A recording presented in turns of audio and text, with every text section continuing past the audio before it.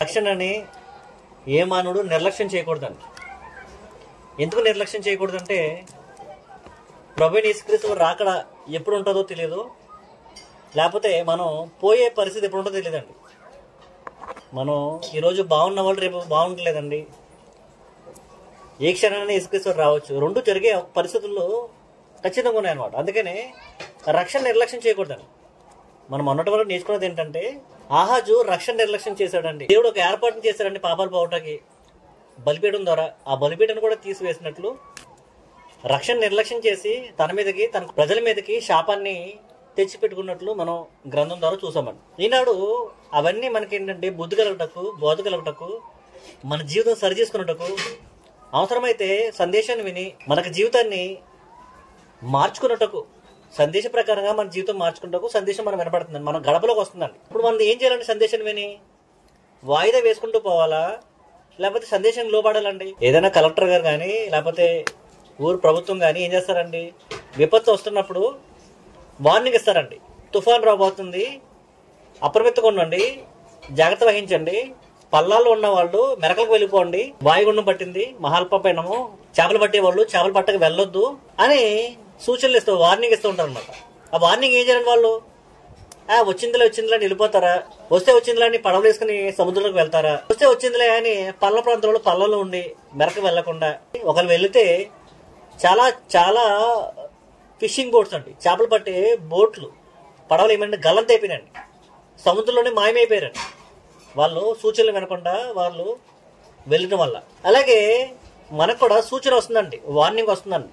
అంటే ఎవరైతే రక్షణ పొందలేదో, ఎవరైతే రక్షణ పొంది బాప్తిజం పొంది ప్రభు యొక్క సంఘంలో చేర్చబడకుండా, ప్రభు యొక్క సన్నిధిలో దేవుడికి బలిపీఠం దగ్గర అర్పణలు అర్పించకుండా, దేవుడు దూరంగా వారి పాపాలకు క్షమించబడకుండా, నరకానికి దగ్గరగా పరలోకానికి దూరంగా వారి జీవితాలని భూమి మీద కొనసాగుతుంటే వార్నింగ్ వస్తుందండి. వార్నింగ్, మీరు రక్షణ పొందండి అయ్యా అని. ఈ యొక్క సందేశం వినపడుతున్నప్పుడు ఈ సందేశం నాది కాదు, పరలోకం దేవునిది, పరిశుద్ధాత్మ ద్వారా వచ్చిన సందేశము, దేవుడికి ప్రేరణ ద్వారా మిమ్మల్ని ప్రేరేపిస్తుంది అన్న విషయాన్ని మర్చిపోకుండా సందేశానికి వెంటనే లోబడాలండి.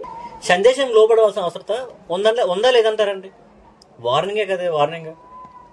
ఈరోజు మనకి ఆయుష్ ఉందండి, ఈరోజు మనకి ఇచ్చాడని దేవుడు ఎందుకు ఇస్తాడంటే, అది ఈరోజు మనకు దేవుడు ఎందుకు ఇచ్చాడంటే మనం మార్పు చెందుతామని దేవుడు ఆశిస్తున్నాడండి. ఈ రోజు కాబట్టి రేపైనా మార్పు చెందుతాడని దేవుడు ఆశిస్తున్నాడు. రక్షణ పొందుతారని మనకు దేవుడు ఆశిస్తున్నాడు. మనం ఏదో మంచి ఆరోగ్య సూత్రాలు పాటిస్తున్నాము, మన జీవితాలు బాగుంటున్నాయి, మన జీవితంలో డాక్టర్ దగ్గరికి వెళ్తున్నాము, మన టాబ్లెట్లు వేసుకుంటున్నాం, మందులు వేసుకుంటున్నాం, మన జీవితం బాగుంటుంది అని మనం అనుకుంటున్నామేమో. దేవుడికి దయ లేకపోతే, దేవుడికి చిత్తం లేకపోతే, దేవుడు అనుగ్రహం నువ్వు పొందకపోతే నువ్వు ఎన్ని మందులు వేసుకుని వృధా అండి. దేవుడు చిటికి వేసాడు వెళ్ళిపోతుందండి. దేవుడు చిటికి వేస్తే ఈ శరీరం అనే గొడవలోంచి మన ఆత్మ వెళ్ళిపోతుందండి. దేవుడు ఇంకా అనుగ్రహం చూపిస్తున్నాడు కాబట్టి, దయ చూపిస్తున్నాడు కాబట్టి మనం ఇంకా బ్రతుకున్నామండి. అందుకనే రక్షణ అనేది దేవుడిచ్చే మహాభాగ్యం అండి. రక్షణ పొందేవారు శరీరత రక్షణ పొందాలి. ముందుట వాక్యాన్ని అంగీకరించాలి, సత్యవాక్యాన్ని స్వీకరించాలి, అంగీకరించాలి. ఏదో నేను చెప్పేశాను కదా అని ములుగు వచ్చేయడం కాదండి. అది వాక్యానుసారం ఉందా లేదా, నా పాపాలు పోయే రీతిలో నేను బాప్తిజం పొందుతున్నాను లేదా అన్న విషయాన్ని గమనించుకుని, రెండోది ఏంటంటే నేను బాప్తిజం పొందిన తర్వాత నాలో పరిశుద్ధాత్మ వస్తాడా లేదా, మూడోది ఏంటంటే నేను బాప్తిజం పొందిన తర్వాత నేను ప్రభు ద్వారా యేసుక్రీస్తు వారు నా చేయి పట్టుకుని నన్ను తీసుకెళ్లి ఆయన సంఘంలో కూర్చోబెట్టినట్టు లేదా, ఆయన మాటకు లోబడితే ఆయన తీసుకెళ్ళి నన్ను కూర్చోబెట్టడం లేదా అన్న విషయాన్ని మనం గమనించుకుని బాప్తిజం పొందవలసిన అవసరం ఉందండి. ముందు ఎక్కడైనా మీరు బాప్తిజం పొందుంటే, వేరే చోట ఎక్కడైనా బాప్తిజం పొందుంటే మనం ఆయా స్థానిక ఆ సంఘాల్లోకి మనం చేర్చబడిన వారు అవుతాం తప్ప ప్రభు సంఘంలో చేర్చబడిన వారు కాదండి. అందుకనే వారు మరలా బాప్తిజం పొందవలసిన అవసరం ఉందన్న విషయాన్ని మనం తెలుసుకోవాలి గ్రంథం ద్వారా. ఈ విషయాలని మనకి తెలియపరచడాకే గ్రంథం ద్వారా మన బైబిల్ క్లాసులు నిర్వర్తించబడుతున్నాయండి. ఆ యొక్క జీవితాన్ని అంజయ్ గారు వారి యొక్క జీవితంలో జరిగిన ఘటనల్ని మనకి తెలియపరుస్తూ వచ్చారన్నమాట. ఏ విషయాల్లో ఆయన పరివర్తన చెందుతూ వచ్చారో, ఏ విషయాల్లో మార్పు చేసుకుంటూ వచ్చారో. ముందు విగ్రహాలను ఆరాధించేవారండి ఆయన అంటండి, విగ్రహాలు పూజ చేసే కుటుంబంలో పుట్టారండి ఆయన. తర్వాత ఈ విగ్రహాల్లో ఏమీ లేదని ఉట్టుత్తువని తెలుసుకునే రోమన్ క్యాథలిక్ వెళ్ళారంట. రోమన్ క్యాథలిక్ వెళ్ళిన తర్వాత వాళ్ళు సరిగ్గా వాక్యానుసారంగా ప్రకటించినట్లేదు, వాక్యానికి అనుగుణంగా వాళ్ళకి లేనట్టు గ్రంథం చదువుతున్నప్పుడు వారికి వీరికి పొత్తు కుదరట్లేదు. కాబట్టి ఆయన ఏం చేశారంట, దాని నుంచి విడిచి పెంతెకోస్తుకు వచ్చారంట. పెంతెకొస్తలో కూడా చాలా పరిశీలన చేస్తే వీరు కూడా చాలా గ్రంథానికి దూరం ఉన్నారని ఆయన స్టడీలో, ఆయన పరిశోధనలో తేలిన తర్వాత బైబిల్ తరగతుల ద్వారా ఆయన నిర్ధారణ అయింది ఏంటంటే, క్రీస్తు యొక్క సంఘము వాస్తవికము. ఆ సంఘంలో ఉన్నవారు ఖచ్చితంగా వాక్యానుసారంగా చెప్తారు, వాక్యానుసారంగా ఆచరిస్తారు. ఇది నిజమైన సంఘం అని ఆయన వచ్చి ఏం చేశారంట, క్రీస్తు యొక్క సంఘంలో చేర్చబడటం, కేవలం చేర్చబడటమే కాకుండా బాప్తిజం పొందడం, అందులో జాయిన్ అవడమే కాకుండా ఆయన బైబిల్ తరఫీదు పొంది, బైబిల్ తరగతులకు వెళ్ళి, బైబిల్ క్లాసులు అటెండ్ అవి, బైబిల్లో అచంచలమైన జ్ఞానం సంపాదించుకుని అనేక మందికి రక్షణ సువార్త ప్రకటించడంలో ఆయన సాటిగా నిలబడ్డారు అంజయ్ గారు. అటువంటి వ్యక్తి మన మధ్యన ఇంచుమించు 6 నెలలు మనకి ఎంతో సహకారంగా ఉండి జూమ్ ఫ్యామిలీని బలపరుస్తూ ఆయా విషయాలు చెప్తూ క్రీస్తు సంఘ ఔన్నత్యాన్ని మనకు బయలుపరుస్తూ వచ్చారు.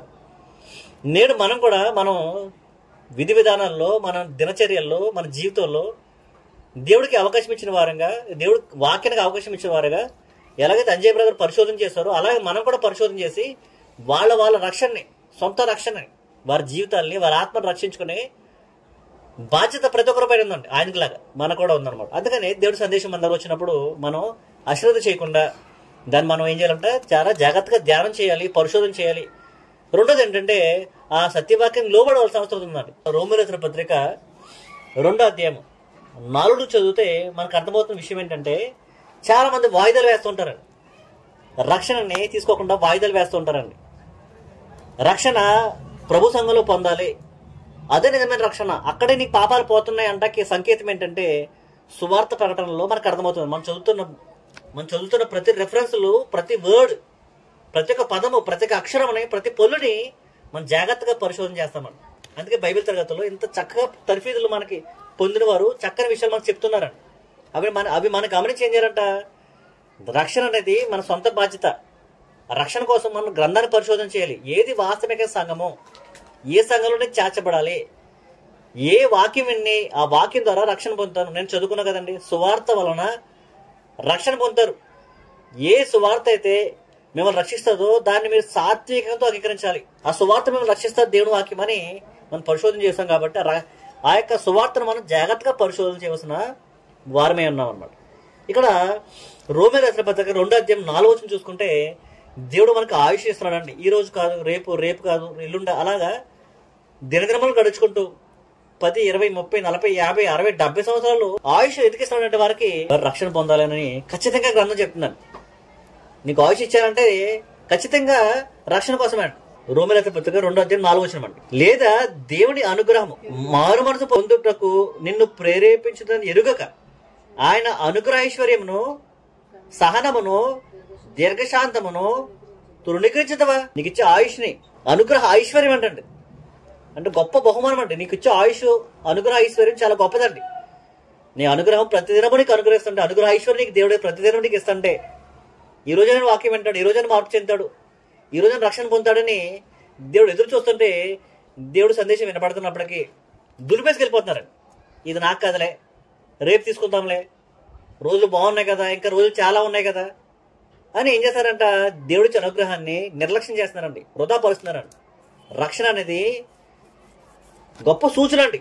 నీకు ప్రమాదం రాబోతుంది, రక్షణ పడ్డాక మీరు జాగ్రత్త వహించండి.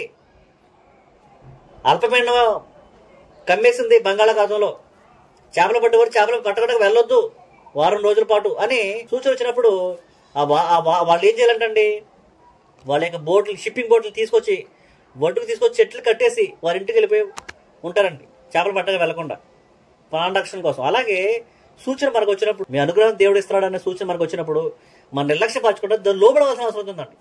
ఇంకా కింద చదువుదామండి. దేవుడు మనకి ఏం చేస్తాడంట, సహనమును, దీర్ఘశాంతమును తృణీకరించదవా. నీ కాఠిన్యమును, మార్పు పొందని నీ హృదయమును అనుసరించి ఉగ్రత దినమందు, అనగా దేవుని న్యాయమైన తీర్పు బయలుపరచబడును దినమందు నీకు నీవే ఉగ్రతకు సమకూర్చుకొనుచున్నావు. ఉగ్రత దినం ఒకటి ఉంది, నువ్వు చచ్చిపోయిన తర్వాత, లేకపోతే ప్రభు దినమైన రాబోతుంది. ఆ ఉగ్రత దినమకి నువ్వే మార్పు చెందకుండా నీకు నువ్వే సమకూర్చుకుంటావు. బాప్తిజం పొందకుండా, రక్షణ పొందకుండా, దేవుడు అనుగ్రహాన్ని తొణకిరిస్తూ, దేవుడు దీర్ఘశాంతాన్ని, సహనాన్ని మీరు పరీక్షిస్తూ దేవుడు ఉగ్రతకు గురవుతున్నారు మీరు. అందుకనే మీరేం చేయాలంటే, మీరు మార్పు చెందడానికి దోహద పలకాలి, ముందు వేగిరపడాలి. ఇంకా చూసిన 6వ వచనం చూసుకుంటే, ఆయన ప్రతి వానికి వాని క్రియలు చొప్పున ప్రతిఫలం ఇచ్చను. నువ్వు చేసిన క్రియలన్నీ ఉన్నాయే వాటికి ప్రతిఫలం, వాటి బట్టి నీకు ప్రతిఫలం ఇస్తాడు. మొన్నటి దినాన్న, నిన్న కాక మొన్న 3 రోజులు అవుతుందండి, ఎస్బీఐ బ్యాంక్ ఉందండి. ఎస్బీఐ బ్యాంక్ తీసుకుంది మీ అందరికి. ఎస్బీఐ బ్యాంకులో ఒక డీజీఎం అండి, డీజీఎం అంటే చాలా పెద్ద డిప్యూటీ జనరల్ మేనేజర్ అండి. ఆయన చాలా పెద్ద పోస్టులో ఉన్నాడండి. అది ఎస్బీఐలో చాలా పెద్ద బ్యాంక్ అండి అది. ఆయనకి డెంగ్యూ ఫీవర్ వచ్చిందండి. డెంగ్యూ వాళ్ళకి ఇంచుమించు 60 లక్షల ప్యాకేజ్ ఉంటుందండి. 60 లక్షల వరకు వాళ్ళకి హెల్త్ ఇన్సూరెన్స్ కవర్ చేసుకోవచ్చండి. వాళ్ళు మంచి హాస్పిటల్లో చూపించుకోవచ్చండి. ఆయన మంచి హాస్పిటల్కి వెళ్ళాడండి, అడ్మిట్ అయ్యాడండి. డెంగ్యూ వచ్చిన తర్వాత ఆయన డెంగ్యూ వల్ల ప్లేట్లెట్స్ పడిపోయినాయండి. ప్లేట్లెట్స్ పడిపోవడం వల్ల ఆర్గన్స్ ఫెయిల్ అయిపోయినాయండి.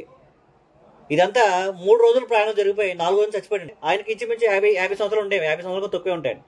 2 పిల్లలండి. ఒక పాప ఇంటర్మీడియట్ చదువుతుందండి, ఇంకో బాబు 7th 8th చదువుతున్నాడంట. చిన్న పిల్లలండి. వయసు లేకపోతే డబ్బు, ధనము, అధికారము, అది ఏది నేను కాపాడతాను. ఏ క్షణమో ఎప్పుడు ఏమవుతుందో ఎవరికి చెప్పలేమండి. మనుషులు మాయమైపోతున్నారండి. అందుకే రక్షణ నిర్లక్ష్యం చేయొద్దు. రేపు పొద్దున్న తీర్పు దినం నిలబడినప్పుడు నీకు ఇన్ని రోజులు ఆయుష్ ఇచ్చానే నేను. ఆయుష్ నువ్వు బాప్తిసం పొందడానికి ఏ వయసులో బాప్తిసం పొందాలండి? నీకు ఉపమైన ఉన్నప్పుడు. పాపం అంటే ఏంటి, నీతి అంటే ఏంటి, దేవుడు అంటే ఎవరు చదవగలుగుతాం లేదా, గ్రహింపు కలిగి వయసు వచ్చినప్పుడే బాప్తిసం పొంది రక్షణ పొంది దేవుని పని కోసం మనం ఉపయోగపడాలని నేను అనుకుంటానండి. నాకు ఇంచుమించు 26 సంవత్సరాలు వచ్చిన తర్వాత నేను బాప్తిసం పొందానంటే, అంటే నేను అనుకుంటానండి ఇంచుమించు 10 సంవత్సరాలు వేస్ట్ చేశానండి. 16 సంవత్సరాలు ఇంచుమించు యవన ప్రయాణం వచ్చినప్పుడు 16 సంవత్సరాలు అందరికీ ఉపం తెలుస్తుందండి. అంటే బాగా జ్ఞానం, మెచ్యూరిటీ వస్తుంది అనమాట. ఆ 16 సంవత్సరాల ప్రయాణం నేను పొందుంటే నేను ఇంకా జ్ఞానంగా, ఇంకా మంచిగా వాక్యం నేర్చుకోగలను. వాక్యం నేర్చుకుని ఇంకా బాగా అర్థమయ్యే రీతిలో చెప్పగలిగే వ్యక్తిగా తయారవునేమో. ఇప్పుడు నేను చెప్పే వాక్యం సరిగ్గా అర్థం అవ్వకపోవచ్చు మీలో చాలా మందికి. నేను ఇంకా అంత బాగా వివరించే స్థాయికి వెళ్ళకపోయింది. ఎందుకంటే నా సంవత్సరాలన్నీ వేస్ట్ చేశా, నా జీవితం అంతా వేస్ట్ చేశా. 25 సంవత్సరాల తర్వాత నేను బాప్తిసం పొందా. నాకు వాక్యం నేర్చుకోవడం ఇంకో 10 సంవత్సరాలు పట్టింది, 10 years పట్టిందండి. అంటే 20 సంవత్సరాలు వేస్ట్ చేశాను నేను. అంటే 20 సంవత్సరాలు వృధా చేస్తాను అనమాట దేవుడు ఇచ్చిన ఆయుష్ని. అంటే మనం నిర్లక్ష్యం చేయకూడదు, వృధా చేయకూడదు. దేవుని వాక్యాన్ని, సత్య సువార్తను ప్రకటన చేయాలి. సత్యాన్ని ప్రకటించే వారు అరుదైపోయారు, తక్కువైపోయారండి. ఎందుకంటే సత్యం చెప్తుంటే ఎదురు నొచ్చుకుంటున్నారు, బాధపడిపోతున్నారు అనమాట. అయినప్పటికీ సువార్త ప్రకటించాలండి, రక్షణ ప్రకటించాలి. ఎందుకంటే తీర్పు దినం ఉంది. తీర్పు దినం నిలబడినప్పుడు నువ్వు బాప్తిసం పొంది పాపాలు క్షమించబడ్డాయా, నువ్వు బాప్తిసం పొంది ప్రభు సంఘంలో చేర్చబడ్డావా, ఆ సంఘంలో చేర్చబడిన దగ్గర రక్షణ ఉంది కదా అన్న విషయం గ్రంథంలో రాయబడింది కదా. మీరు ఎందుకు గ్రహించలేకపోయారు? మీరు ఎందుకు నేనిచ్చే సందేశాన్ని, నేనిచ్చే వర్తమానాన్ని మీరు ఎందుకు స్వీకరించలేకపోయారు?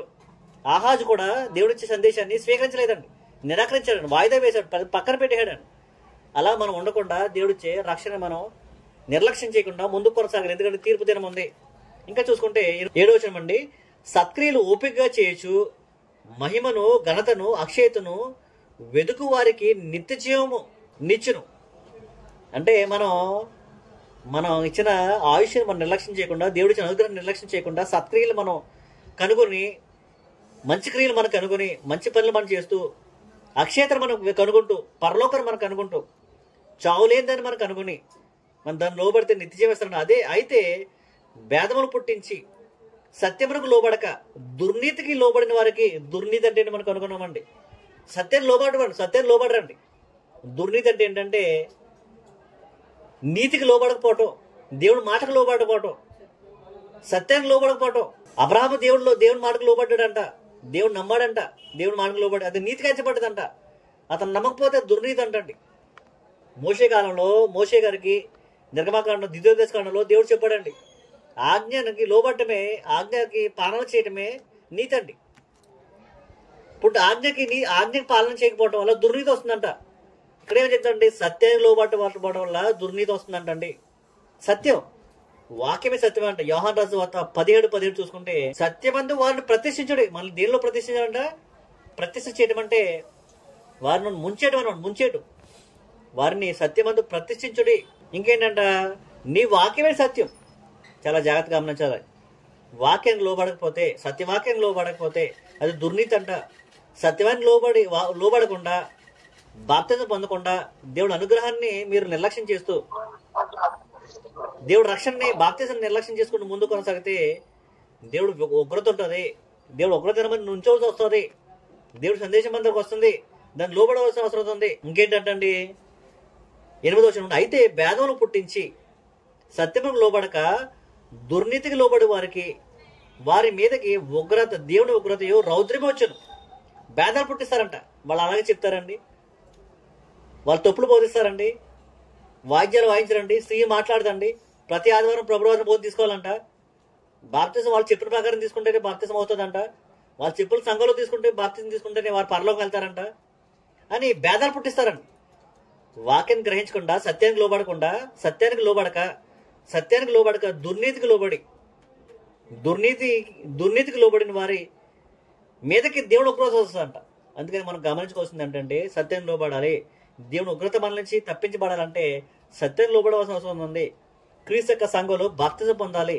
ఆ యొక్క సంఘంలో బాప్తిజం పొందితేనే పాతాళలోక ద్వారంలో నిలువనేరవండి. మత్తయి రాసిన సువార్త దేవుని వాక్యం ఏం సెలవిస్తుందంటే నువ్వే సంఘంలో బాప్తిజం పొందాలి, ఏ సంఘంలో చేర్చబడాలి, ఆ సంఘంలో చేర్చబడితే నువ్వు బాప్తిజం పొందితే నువ్వు రక్షణ పొందుతావని దేవుడు వాక్యం సెలవిస్తుందంటే మత్తయి రాసిన సువార్త 16వ అధ్యాయము. స్వయాన యేసుక్రీస్తు వారు బ్రతుకున్న కాలంలో తన నోటి ద్వారా మాట్లాడుతున్నారంట. ఏమని మాట్లాడుతున్నారంటే 16వ అధ్యాయము 18వ వచనం అండి. మరియు నీవు పేతురువు అని మాట్లాడుతూ, పేతురా, యేసుక్రీస్తు వారు ఏమంటే ఈ బండ మీద నా సంఘాన్ని కడుతున్నాను. ఎవరి సంఘం అంటే ఇది? సంఘం అంటే ఎవరిదండి? నా అంటే ఎవరిది? నా అంటే ఎవరి పేరు పెట్టవచ్చు అండి అక్కడ? యేసుప్రభువు కూడా మాట్లాడుతున్నారండి. ఇప్పుడు వేరే సంఘం, చాలా సంఘాలు ఉన్నాయండి, మీకు తెలుసు అండి, పేర్లు చెప్పను నేను, చెప్తే వాళ్ళు బాధపడతారండి. వాళ్ళు ఏమనుకుంటారు? భేదాలు పుట్టిస్తారు అనుకుంటారు. భేదాలు పుట్టించట్లే, గ్రంథం సత్యాన్ని మీకు ప్రకటన చేస్తున్నా, సత్యవాక్యానికి లోబడే ప్రయత్నం చేస్తున్నాను. ఎందుకు ప్రయత్నం చేస్తానంటే నరకాన్ని తప్పించబడాలి, పాతాలను తప్పించబడాలంటే మీరు బాప్తిజం పొందాలి. బాప్తిజం పొంది సంఘంలో చేర్చబడాలండి. నీ పాపాలు పోయిన తర్వాత యేసుక్రీస్తు తీసుకెళ్లి తన సంఘంలో కూర్చోబెడతాడండి. అక్కడ కూర్చోబెడితే సంఘం ద్వారా జరిగే గొప్ప అద్భుతమైన కార్యక్రమం ఏంటంటే రక్షణ జరుగుతుంది. రక్షణ దేని వల్ల అండి? రక్షణ దేని నుంచి? ఉగ్రత నుంచి, నరకం నుంచి, పాతాళం నుంచి, దాని నుంచి తప్పించబడాలంటే మీరు ఏకైక సంఘం భూమి మీద ఉందండి, ఆ సంఘంలో మాత్రమే బాప్తిజం పొందాలి అని గ్రంథం చెప్తుందండి. అది సత్యం అండి, వాక్యమే సత్యం. ఆ వాక్యం ఏం చెప్తుందండి? యేసుక్రీస్తు వారు ఏం చెప్తున్నారంటే స్వయాన తన నోటి చెప్తున్నారంటే నా సంఘాన్ని కడతా, it's mine, I will build my church అంటున్నాడండి. మై అంటే ఎవరండి? క్రీస్తు సంఘం అంట. ఆ సంఘం యేసుక్రీస్తు వారు కడుతున్నారండి. యేసుక్రీస్తు వారి మాట ద్వారా కట్టబడుతుందండి. ఆ సంఘంలో ఎవరైతే చేర్చబడతారో వాళ్ళకి ఏం జరుగుతుందంట? గొప్ప అద్భుతం జరుగుతుందంట. కింద చదువుతామండి, మత్తయి రాసిన సువార్త 16:18 మరియు నీవు పేతురువు అని ఫుల్ స్టాప్ పెట్టి అక్కడ అఫస్ట్ అంటారండి. అంటే అఫస్ట్ అంటే అక్కడ ఆగి పేతుతో మాట్లాడుతున్న యేసుప్రభువు వారు మాట్లాడితే ఏమన్నారంటే ఈ బండ మీద నా సంఘమును కట్టుదును, పాతాళ లోక ద్వారములు దాని ఎదుట నిలువనేరవు. నేను నీతో చెప్పుచున్నాను. యేసుక్రీస్తు వారు పేతుతో మాట్లాడుతున్నారండి. నా సంఘాన్ని నేను కడతా, ఆ సంఘంలో మీరు సభ్యత్వం పొందాలి, ఆ సంఘంలో మీరు బాప్తిజం పొందాలి, ఆ సంఘంలో చేర్చబడాలి. ఇది వాక్యము. ఆ సంఘంలో పొందిన వారు, రక్షణ పొందిన వారు ఆ సంఘంలో ఉంటే ఏంటంటే ఏమవుతారంట? పాతాళ లోకం దాని ముందు నిలబడమంట. దేని ముందు? ఏ సంఘం అయితే యేసుక్రీస్తు వారు కడతారో, ఏ సంఘానికి నా సంఘం అన్నారో ఆ సంఘంలో ఉన్న వారి యొక్క జీవితాలు, వారి యొక్క ప్రాణాలు ముగిసిన తర్వాత, వాళ్ళు చనిపోయిన తర్వాత పాతాళ లోక ద్వారాలు మూసుకుపోతాయంట. ఏ బిడ్డ, ఇది నా బిడ్డ అంటాడండి తండ్రి, ఈయన నా బిడ్డ. క్రీస్తు సంఘంలో, యేసుక్రీస్తు వారు కట్టిన సంఘంలో బాప్తిజం పొందాడు, రక్షణ పొందాడు, పాపాలు క్షమించబడ్డాయి. పాతాళ లోకంలో మూసుపడతాడు, నిలువనేరవండి. పాతాళ లోక ద్వారములు దాని ఎదుట నిలవంటండి, మాయమైపోతాయండి పాతాళ లోకాలు. అందుకని మనం తెలుసుకోవాల్సింది ఏంటంటే రక్షణ మన గుమ్మంలోకి, మన జీవితంలోకి, మన ఇంట్లోకి, మన గడపలోకి దేవుని వాక్యం మన దగ్గరకు వస్తున్నప్పుడు వాయిదాలు వేస్తున్నామండి. క్రీస్తు సంఘం నిజమైన సంఘం అని తెలుస్తుందండి. ఇంకో మాట చూద్దామంటే క్రీస్తు సంఘం నిజమైనది అన్నదంటకి అపోస్తలుల కార్యాలు 20వ అధ్యాయము 28వ వచనం అండి. 20వ అధ్యాయం 28వ వచనం. దేవుడు తన స్వరక్తమిచ్చి సంపాదించిన తన సంఘం అన్నాడండి. అంటే హిస్ చర్చ్ అనమాట. అంటే తన అంటే ఏంటండి? తన అంటే ఎవరిదండి? దేవుడు తన స్వరక్తం ఇచ్చి సంపాదించిన తన సంఘమునకు. తన సంఘం అంటే ఎవరిదండి? తన సంఘం అంటే ఆయనదంటే సంఘం. ఆయన అంటే ఎవరు? క్రీస్తు సంఘం అండి. రక్తాన్ని ఇచ్చి కొన్నాడండి ఆయన. ఎవరైనా మనం ఆశకున్నాం అనుకోండి, మనం ఏమైనా కష్టపడి సంపాదించుకుని మనం ఏమైనా కొనుక్కున్నాం అనుకోండి, దానికి ఏ పేరు పెడతామండి? ఏ పేరు పెడతాం? మన పేరు పెట్టుకుంటామండి. రిజిస్ట్రేషన్ జరిగినప్పుడు ఎవరి పేరు పెడతామంటే ఖచ్చితంగా నా పేరు ఉంటుందండి. నేను సంపాదించుకున్నా, రక్తం ఓడ్చి సంపాదించుకున్నా నా సంఘం, నా ఇంటికి నా పేరే ఉంటుందండి. అలాగా మనం ఏ సంఘం అయితే రక్తం ఇచ్చుకున్నాడో యేసుక్రీస్తు వారు, ఆ సంఘంలో సభ్యత పొందితే మనం రక్షించబడతాం. రక్షణని మనం నిర్లక్ష్యం చేయకూడదు. చాలా మంది నిర్లక్ష్యం చేస్తున్నారంట. మొదటి దశలో రాసిన పత్రిక 5వ అధ్యాయం మనం గమనిస్తే, మొదటి దశలో రాసిన పత్రిక 5వ అధ్యాయం మనం చూసుకుంటే మొదటి నుంచి వాళ్ళు ఏం చేస్తున్నారో ఏమనుకుంటున్నారంట, దేవుడి వాక్యం వాళ్ళకి ఎదుర్కొచ్చినప్పటికీ ఇలా అనుకుంటున్నారంట. 5వ అధ్యాయం మొదటి వచనం అండి, మొదటి నుంచి. మొదటి దశలో రాసిన పత్రిక 5వ అధ్యాయం మొదటి వచనం. సహోదరులారా, ఆ కాలమును గురించి, ఆ సమయం గురించి మీకు వ్రాయనక్కర్లేదు. ఏ సమయం, ఏ కాలం అంటది? ప్రభువు వచ్చే సమయం అండి, లేకపోతే మనం పోయే సమయం. దాని గురించి చెప్పనవసరం లేదు, తెలుసు. ఎందుకు తెలుసు అంటే మనం చూస్తున్నాం భూమి మీద చాలా మంది పోయేవాళ్ళు పోతున్నారు, పుట్టేవాళ్ళు పడుతున్నారండి, చచ్చేవాళ్ళు వస్తున్నారు, పాతిపెట్టేవాళ్ళు పాతి పెడుతున్నారండి, కప్పెట్టేవాళ్ళు కప్పెడుతున్నాం, వెళ్ళిపోతున్నారు. ఆ విషయం మనకు అందరూ బాగా తెలుసు. రెండోది ఏం తెలుసు అంటే యేసుక్రీస్తు వారు వస్తారన్న సంగతి కూడా మనకు తెలుసండి.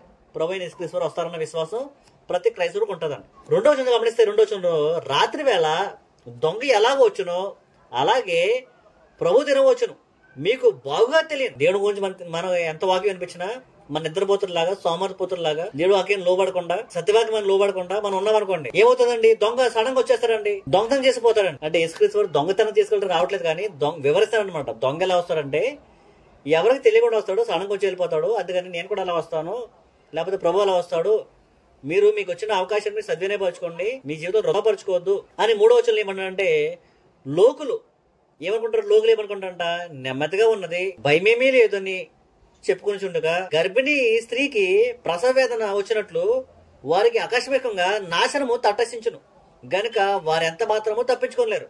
వారి జీవితంలో నాశనం వచ్చేస్తుందండి, తటాస్తుగా వారి జీవితం ముగిసిపోద్దండి. దేవుడిచ్చి అనుగ్రహం, ఆయుష్ పొడిగిస్తున్నాడు కదా, అన్ని బాగున్నాయిలే, నాకేం అవట్లేదులే, నేను ఎన్ని తప్పులు చేస్తున్నా నా జీవితంలో కానీ నా కుటుంబం కానీ ఏం అవట్లేదు, అంత క్షేమం ఉంది, నా చుట్టూ క్షేమం ఉంది, నేను మేడబిద్దలు కట్టుకున్నాను, నా బ్రతుకు బాగుంటుంది అని మనం అనుకుంటున్నాం అనుకోండి. గర్భిణీ స్త్రీకి ప్రసవ వేదన వస్తుందని, పురుటి నొప్పులు అంటారు. అట్లని ఎప్పుడు వస్తుంది ఎవరు తెలియదండి. 8 నెలలు రావచ్చు, 9 నెలలు రావచ్చు, సడన్గా వచ్చేయచ్చండి, రాత్రి రావచ్చు, పగలు రావచ్చు, ఎప్పుడు రావచ్చు తెలియదండి. మన జీవితం కూడా అంతేనండి. ఎప్పుడు మన జీవితం ముగిసిపోద్దాం అని తెలియదు. కాబట్టి మనకిచ్చిన ఆయుష్ని మనం నిర్లక్ష్యం చేయకుండా, మనకు వచ్చే వర్తమానం మనం నిర్లక్ష్యం చేయకుండా, లోకల్లో మన జీవితాలని ఆలోచించకుండా రక్షణ పొందాలంట. ఈనాడే, ఇప్పుడే, ఈ క్షణమే, రాత్రి రక్షణ పొందాలన్నాడు.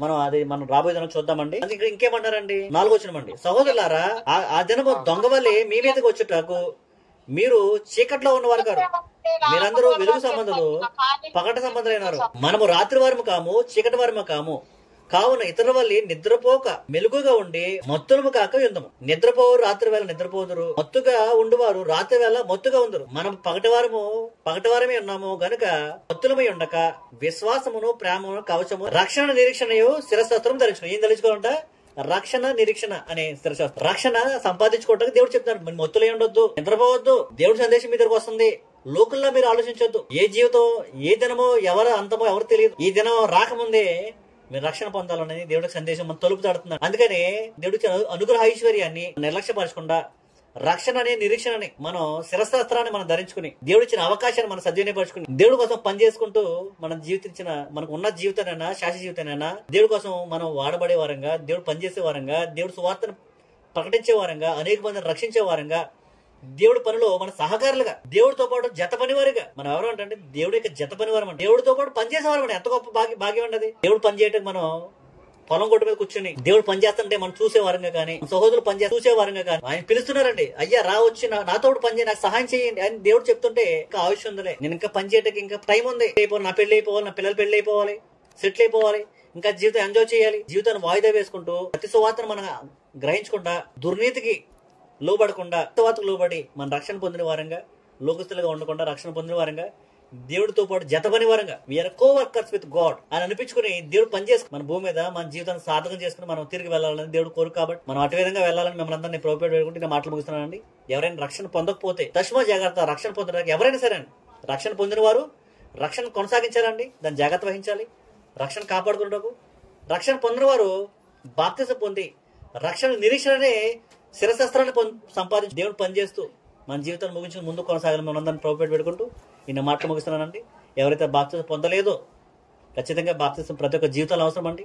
బాప్తిసం మీరు ఎక్కడైనా మత్స్యకల్లో పొందుంటే, వేరే సంఘాల్లో పొందుంటే, ఆ బాప్తిసం ద్వారా ఆ సంఘంలో చేర్చబడుతున్నారు. కానీ ప్రభు సంఘంలో చేర్చబడలేదండి, నా సంఘంలో చేర్చబడలేదని ప్రభు చెప్తున్నారండి. ఆ సంఘంలో చేర్చబడిన వారు పాతాలను తప్పించబడతారు. కాబట్టి ప్రభు సంఘంలో బాప్తిసం పొంది రక్షణ శిరశస్త్రాన్ని ధరించుకొని దేవుడు పనిచేసే వారంగా, దేవుడు సత్య సువార్తను ప్రకటించే వారంగా, దేవుడికి జత పని వారిగా మనం ముందు కొనసాగాలని మనందరినీ ప్రభు పెట్టుకుంటూ మరోసారి నా మాటలు ముగిస్తాను. అందరికీ వందనాలు. Thank you very much.